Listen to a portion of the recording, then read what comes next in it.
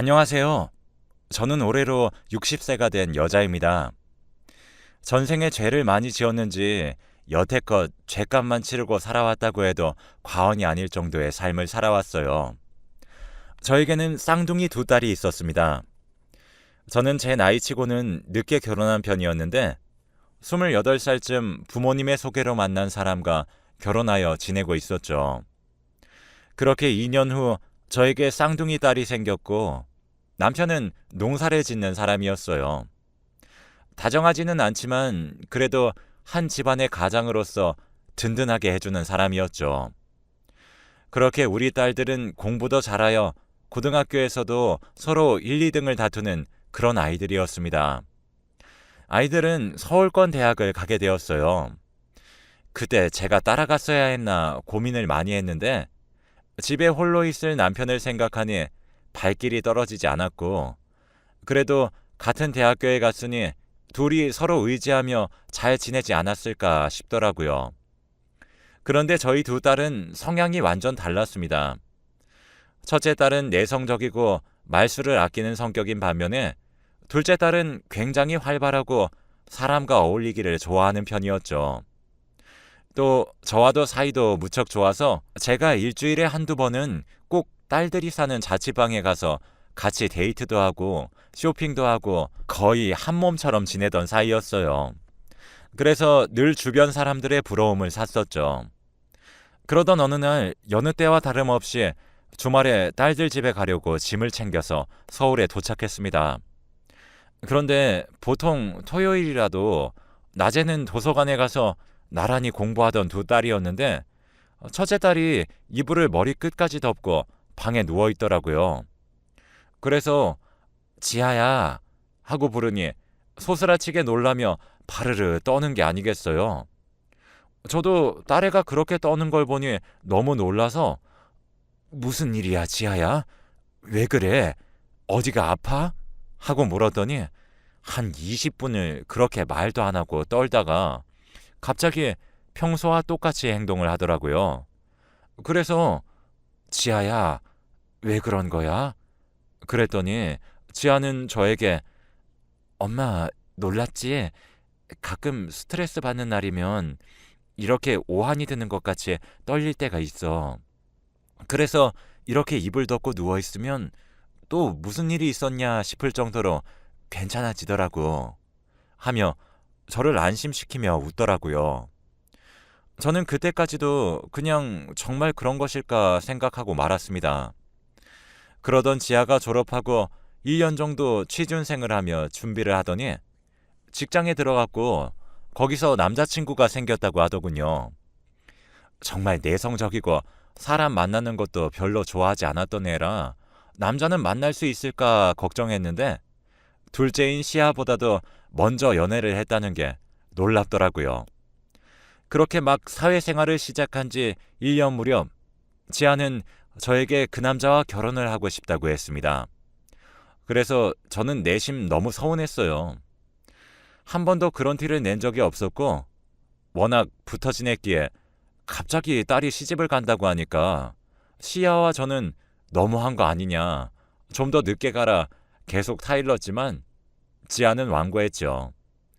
그렇게 지아의 예비 남편인 재준이를 처음 보게 되었습니다. 지아가 참 보는 눈은 있구나 싶었긴 했지만 그래도 딸이 조금 더 늦게 갔으면 싶어서 재준이를 따로 불러 우리 딸 너무 일찍 가는 것 같다고 아쉬우니 3년만 더 기다렸다가 가는 건 어떠냐고 물었어요. 그랬더니 재준이는 지아가 사실 공황장애를 앓고 있어요. 라고 말하는 게 아니겠습니까? 저는 공황장애라는 말을 별로 들어보지를 못해서 어버버 하고 있었죠. 그랬더니 재준이는 저에게 지아가 그걸 앓은 지는 꽤나 된 것 같아요. 어머니가 걱정하실까봐 얘기를 안 했다고 하더라고요. 처제인 시아 씨에게도 얘기를 안 했다고 하고요. 라고 이야기를 했습니다. 그 뒤에 이야기를 듣다 보니 이렇게 내가 내 딸에게 애정만 있었지 정말 제대로 된 돌봄을 하지 않고 있었던 무심한 엄마였구나 하는 생각에 눈물이 나더군요. 그 뒤에 재준이가 했던 얘기를 정리해보면 지아가 대학교 4학년 때쯤 스트레스를 많이 받았다고 해요.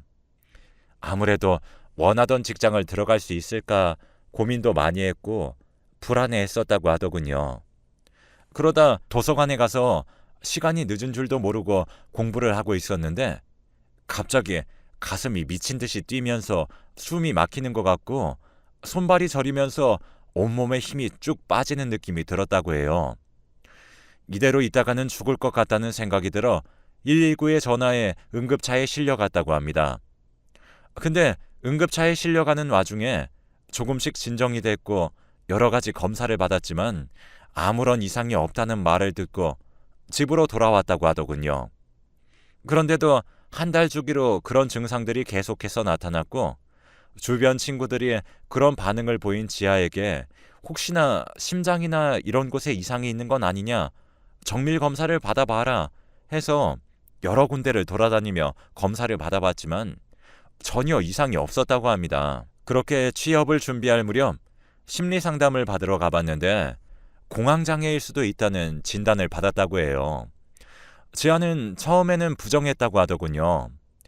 자신이 소심하고 내성적이긴 하지만 그런 심리적인 병을 앓고 있다는 게 믿기지 않았고 발작을 일으키는 횟수가 거기서 말하는 만큼 자주 있지도 않아서 그냥 스트레스를 심하게 받지만 않으면 금방 극복할 수 있을 거라고 생각했대요. 그렇게 회사에 입사를 하게 되었고 재준이를 만나게 되었다고 합니다. 하필 입사했던 회사는 잦은 야근에 과도한 업무로 정말 잠만 자고 출근하는 그런 일상들이 이어졌다고 해요. 그러다 보니 자연스레 지하의 증상이 심해졌고 재준이는 지하의 증상이 심상치 않음을 느꼈다고 했죠. 그래서 치료를 받을 것을 권유했고 지하는 약물 치료도 받고 인지행동 치료도 같이 받았다고 하더라고요. 아무래도 초기에 발견했다면 약물 치료로 한 달 안에 잡을 수 있는 증상인데 너무 오랜 시간 치료를 받지 않아서 약물 치료를 받으면 적어도 2년이 걸릴 수 있다고 의사가 말했답니다. 그런데다가 처음엔 호흡이 가빠지고 숨이 막히는 그런 증상들이 스트레스를 받을 때만 나타났는데 지금은 수시로 그런 증상들이 나타나고 거기에다가 죽을 것 같은 공포도 느끼게 되고 미쳐버리거나 스스로 통제할 수 없게 되는 두려움까지 느끼는 것 등등 여러 가지 증상이 추가적으로 나타나며 확대가 되었다고 하더라고요. 그래서 인지행동치료라고 그런 증상이 나타나는 상황들에 지하의 생각과 감정과 행동 사이의 연관성을 밝혀내어 교정하고 행동을 바로잡는 치료라고 합니다. 그래서 공황 기록표나 기분 기록표 등을 작성을 하는데 아무래도 지아 스스로는 본인 상태를 기술하는데 어려움을 겪고 있을 정도로 공황장애를 오래 앓고 있어 안정적인 심리 상태를 가지고 있는 재준이가 옆에서 도와주게 되었다고 해요. 이 말까지 듣고 나니 저는 재준이에게 나는 그런 줄도 모르고 재준이가 지아를 너무 빨리 데려가는 것만 같아 서운했는데 오히려 이야기를 듣고 나니 자네에게 내 딸을 보내는 것이 맞다는 생각도 드네 라고 이야기를 했어요. 그랬더니 재준이는 안 그래도 지아가 자신의 증상이 점점 심해지는 걸 보고 결혼은 아직 이른 것 같다 이야기했어요. 하지만 약물 치료 받으며 점점 호전되는 지아를 보면 완치를 할 수 있겠다는 희망을 보았고 만약에 조금 더 길어지더라도 내가 이 여자를 정말 지켜주고 싶구나 이런 굳은 마음이 생겨서 오히려 제가 더 결혼하자고 조르고 있는 상황이에요, 어머니. 하며 활짝 웃어 보이더라고요. 그렇게 우리 첫째 딸 지아는 25살에 5월에 신부가 되었어요. 아무래도 서울에 자리를 잡고 있었기도 했고 워낙 자매 사이가 끈끈했던 터라 시아도 자주 지아의 집에 드나들었죠. 지아는 점점 호전되는 듯해 보였는데 어느 날 둘째 딸 시아가 응급실로 실려갔다는 이야기를 듣고 남편과 함께 놀란 가슴으로 자동차로 1시간 30분 거리를 정말 신호위반까지 해가며 전속력으로 밟아 병원에 도착했죠. 그런데 의사 선생님은 별다른 증상이 없다고 했고 시아도 그냥 가끔 가슴이 먹먹하고 메스꺼리거나 토할 것 같은 증상이 있긴 했어도 이런 적은 처음이라며 그냥 요새 컨디션이 안 좋아서 그랬나 보다 하며 넘기더라고요. 그런 시아를 바라보는 지아가 조심스럽게 혹시 시아야, 너도 공황장애가 아닐까? 내가 처음에 딱 그랬거든. 너도 검사를 받아보는 건 어때? 라고 시아에게 물어보더라고요. 시아는 언니, 나 성격 엄청 좋은 거 알잖아. 나는 특별히 스트레스도 그렇게 크게 안 받고 훌훌 털어버리는데 설마 이렇게 대답을 했죠. 그렇게 그냥 컨디션 문제로 넘기려고 했는데 시야가 부쩍이나 그런 횟수가 늘어나더라고요. 결국 검사를 받아보게 되었고 검사 결과는 놀라웠습니다. 보통 일란성 쌍둥이의 경우 한쪽이 공황장애를 앓을 때 다른 쪽 역시 공황장애에 걸릴 확률이 45% 정도나 된다고 하더라고요.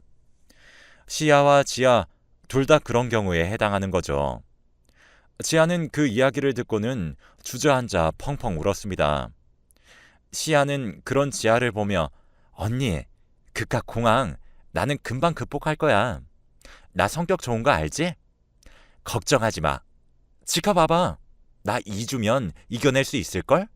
하며 너스레를 떨었고 지아도 성격 좋은 시아를 보며 그래, 너는 나랑 달리 분명 금방 나아질 거야.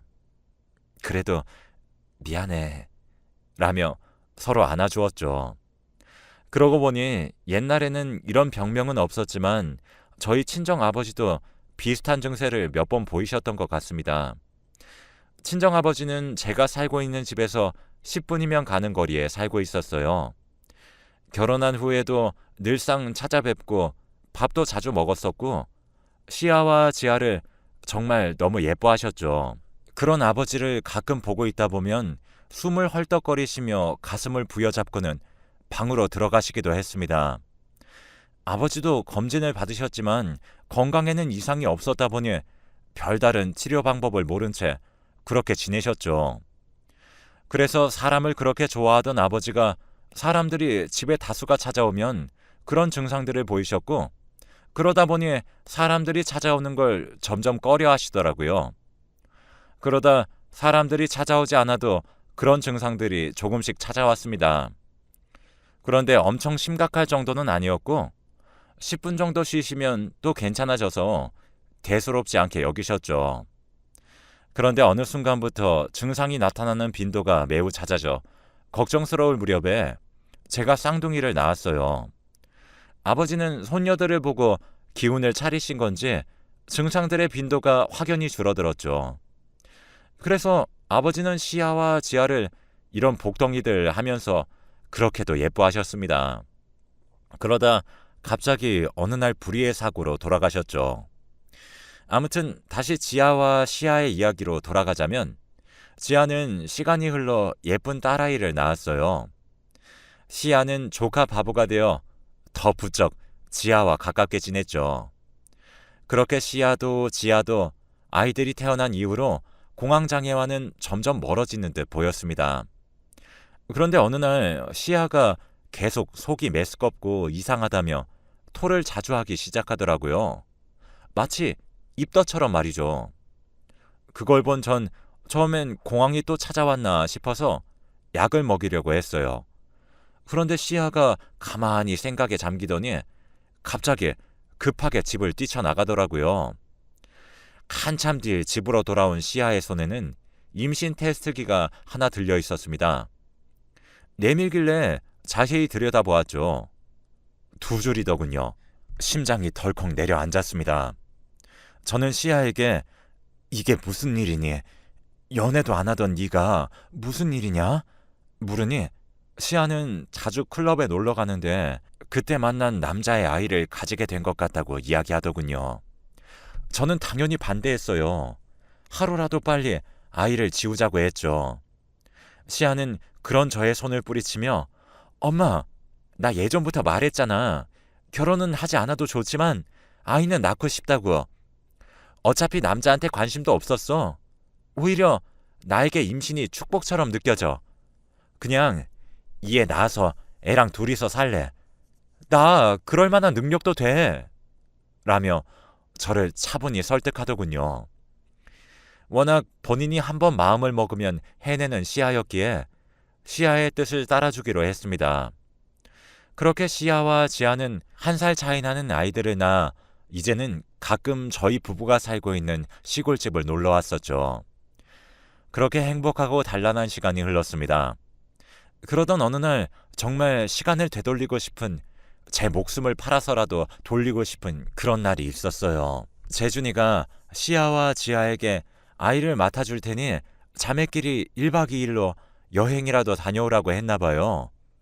고민하다가 시아와 지아는 차라리 엄마 얼굴이나 보고 오자, 간 김에 농사도 도와드리고 와야겠다 하며 저희 집으로 오는 날이었죠. 그날 비극이 일어났습니다. 갑자기 재준이가 제게 전화를 걸었더라고요. 재준이는 저에게 시아와 지아 아직 도착 안 했나요? 라고 물어보았죠. 저도 그제서야 시계를 쳐다보니 아침 11시에 출발했다던 시아와 지아였는데 벌써 오후 2시가 넘었더라고요. 그래서 저는 재준이에게 애들 가끔 요 근방에 주차해두고 산책도 하고 오잖아. 그런 것 아닐까? 걔들 또 수다 떨기 시작하면 전화도 잘 안 받잖니. 라고 말을 했더니 재준이가 저에게 오늘 지아가 이상한 말을 했다며 이야기를 들려주더라고요. 지아가 시아와 함께 저희 집으로 출발하기 전날 밤에 꿈을 하나 꿨대요. 그런데 그 꿈에 제 아버지, 즉 자매의 할아버지가 나온 거죠. 지아와 시아는 오랜만에 만난 할아버지가 반가워서 펄짝펄짝 뛰면서 안기려고 가까이 다가갔는데 갑자기 할아버지가 떼끼 놈아, 여기가 어디라고 와? 썩 돌아가! 하며 무섭게 화를 냈대요. 그래서 지아는 무서워서 뒷걸음질을 쳤지만 시아는 빵긋빵긋 웃으며 할아버지 너무 보고 싶었어요 하며 폭 안기더랍니다. 그러면서 시아가 지아를 보고 언니 빨리 와, 할아버지가 이놈 이렇게 화를 내도 이렇게 좋아하시잖아, 얼른 와 이러더래요. 그런데 이때 제 아버지가 니들이 이렇게 원하니 어쩔 수가 없는 모양이구나. 우리 딸 불쌍해서 어떡하니. 딸에게 미안해도 어쩔 수가 없다 하며 그렇게 셋이서 서로 손을 잡고 강을 건너는 꿈이었다고 하더라고요. 그래서 재준이는 너무 찝찝한 꿈을 꾼 것 같으니까 다음에 가면 안 되냐고 했대요. 하지만 시아가 형부, 언니가 개꿈 꾼 거야. 우리 할아버지가 크게 벼농사를 지었는데 그게 이번에 아주 풍년이 되려나 보지. 돌아올 때 좋은 쌀 가지고 올라갈게. 알았지? 하며 넘겼대요. 재준이는 그런 시아의 농담에 안심이 되어 운전 조심히 하라고 한 뒤 끊었다더군요. 그러고 도착할 시간이 넘었는데도 시아랑 지아 둘 다 전화가 되지 않는다며 정말 아무 일 없는 게 맞겠죠, 어머니? 라고 이야기를 마치는데 저도 갑자기 불현듯 며칠 전에 꿈에 나타났던 아버지가 생각나더라고요. 아버지는 제게 알 수 없는 말을 했습니다. 아버지는 본인이 평생 가꾸신 벼농사를 짓는 논에 앉아 계셨어요. 그러더니 뒤에 서 있는 절 눈치채셨는지 그동안 잘 지냈니? 시아와 지아가 참 잘 자랐더구나. 나 때문에 그런 병을 앓은 것 같아 참 마음이 무거웠단다. 내가 겪어봤지만 그거 정말 몹쓸 병이더구나. 그래서 내가 죽었던 날 오히려 잘 됐다는 생각에 들지 뭐냐 하며 웃음을 터뜨리셨어요. 아버지는 그 병은 죽어서나 치료되는 몹쓸 병이지 라는 말을 마지막으로 하셨고 저는 꿈에서 깼어요. 저는 재준이가 들려준 지아의 꿈 이야기와 제가 꾼 꿈이 예사롭지 않은 꿈이라는 걸 깨달았습니다. 그래서 헐레벌떡 아버지가 지내셨던 집으로 뛰어갔어요. 저는 너무 놀라 주저앉아 버렸습니다. 아버지는 집에 담벼락에서 돌아가셨거든요. 그래서 그 집을 처분하지 않고 그대로 내버려 두었는데 지아와 시아가 저희 아버지와 똑같은 모습으로 죽어 있는 것이 아니겠어요. 저희 아버지 집은 내리막길에 있었는데 아버지가 밤에 논에 들렀다가 오는 길에 갑자기 내리막길에서 브레이크가 밟히지 않아 그대로 담벼락에 부딪혀 돌아가셨거든요. 그런데 아버지가 죽었던 그 담벼락 거기 그대로 아이들 차가 박혀 있는데 정말 믿기지가 않더군요. 저는 바로 119를 불렀지만 이미 늦었습니다. 시아와 지아도 그 자리에서 눈을 감았습니다. 부모가 죽으면 무덤에 묻고 자식이 죽으면 가슴에 묻는다고 하죠. 저랑 남편은 2년 동안 정말 살아있어도 살아있는 것이 아니었어요. 매일같이 아이들이 죽었던 곳을 찾아가 국화꽃을 놓고 왔고 그곳에 주저앉아 펑펑 울었죠. 저희가 기운을 차릴 수 있었던 이유는 재준이 덕이 큽니다. 저희가 정신을 놓고 사는 동안 재준이는 자주 시아와 지아를 쏙 빼닮은 아이들을 데리고 저희를 보러 내려왔어요. 막상 눈앞에서 시아와 지아를 쏙 빼닮은 아이들을 보니 정신을 차려야겠다고 생각을 했죠. 재준이는 그 사이 시아가 낳은 딸을 본인 호적에 옮겨두었다고 했습니다. 정말 재준이에게는 평생을 잘해주어도 모자랄 그런 은혜와 사랑을 받았네요. 저희도 그동안 모아온 재산의 일부를 재준이에게 넘겼습니다. 재준이는 계속 이러지 마시라 거절했지만 제가 완고하게 밀어붙였어요. 우리 시아와 지아 몫까지 가져가서 남부럽지 않게 아이들 키워내라며 억지로 지어주었습니다. 아마 시아와 지아도 그걸 바랐을 거예요. 홀로 아이를 키운다는 게 쉬운 게 아닌데 거기다가 자기 아이도 아닌 시아의 딸을 거둬들인 것을 보면 재준이는 저희 부부에게 정말 은인입니다. 아직은 사고 당시의 장면을 떠올리는 것조차 힘들고 가슴이 저려요. 할 수만 있다면 시간을 돌리고 싶은 마음이 굴뚝 같습니다. 그런데 그런 생각이 들 때마다 아버지가 꿈에서 했던 말이 생각나곤 해요. 죽어서야 치료되는 몹쓸 병이라고 했던 말이요. 아마 아버지는 너무 괴로워하는 시아와 지아를 보며 어쩔 수 없구나 하며 데리고 간 게 아닐까 싶어요. 너무 마음 아프지만 한편으로는 이제 드디어 아이들이 고통으로부터 자유롭게 되었구나. 정말 자유로운 몸과 정신으로 행복하게 지내고 있겠구나 싶기도 합니다. 저도 남편과 재준이와 함께 아이들을 잘 키워내고 나중에 하늘에 가서 시아와 지아가 너무 고생했어 하며 꼭 안아주는 그날을 기다리며 저는 오늘도 충실히 살아내고 있습니다. 긴 사연 들어주셔서 감사합니다.